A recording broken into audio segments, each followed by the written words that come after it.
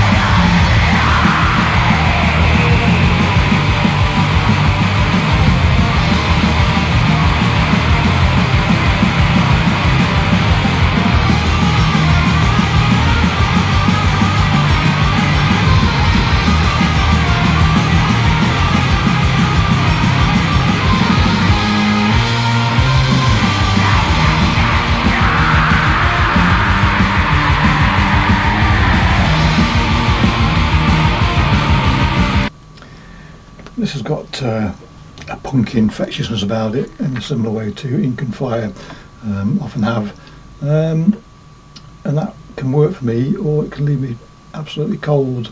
I'm broadly of the opinion that I prefer punk being punk and black metal being black metal, by and large, but very often I'll contradict myself, because there are plenty of black metal. For me, a lot of black metal bears a stronger roots in punk rock than it does in heavy metal very often, and you can tell yourself. You don't need me to tell you which, but the sort of punchy punk, if you like, I prefer to be separate from black metal, but here it works. It's a cheeky bugger, that's for sure.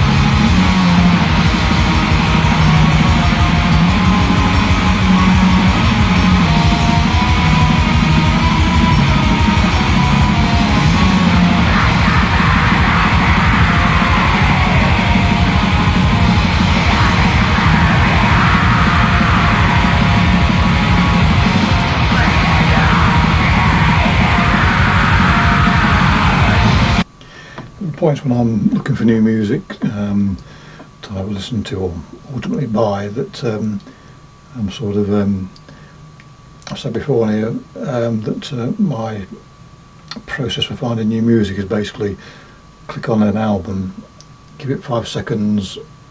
If I don't like the sound straight away, then that's it, I'm gone.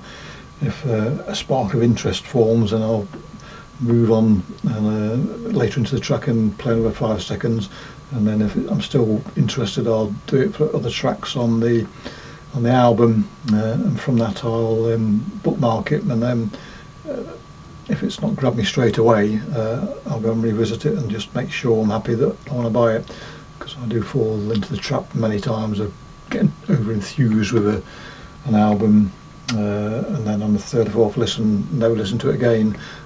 Few and far between, but it happens. And this, the point I'm making is, this is the point here on this album where I was more or less certain I was going to buy it. It's got more furious, the pace is upped, intensity is upped, and it's more of a pure black metal now, which they're doing very, very well. And much as I like the infectiousness of the more punky orientated black metal here, this is my favourite aspect of this track and other tracks on the album or EP. It's more of an EP really.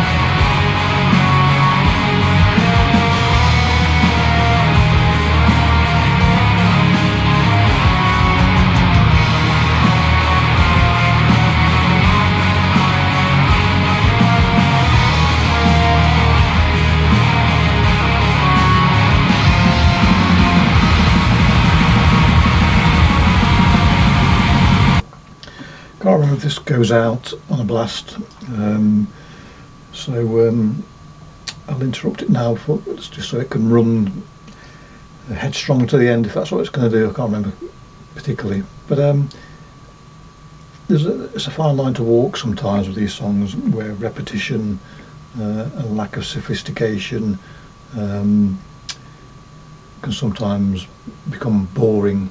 Not here, I hasten to add. It is sort of the best, very often the best music is the simplest, or the way to present the music is in its simplest form. And this is in that school of thinking, if whether deliberately or not, but it does help when something's pleasing not to be encumbered by frivolous, unnecessary elements, and this is keeping it simple and allowing the enjoyment to be unsullied by things that may otherwise take the shine off of it. That's a very personal thing for me. Sorry, I'm just... my Murray down there, by the way, is a Patterdale Terrier, and he's leaning against the camera at the moment. Now, if one of the other cave dog kicks off, Murray's deaf by and large, but you can still hear the other dogs barking, and that sort of pitch of sound. So if they do, and they do very often for no good reason, he's going to jump up confused, and he's going to send that camera flying, aren't you, mate? Yeah. Anyway, where was I? Yeah, so yeah, I like what they're doing here. It's probably the easiest way to bring this out of a waffle to the end. Let's let it go now till its completion.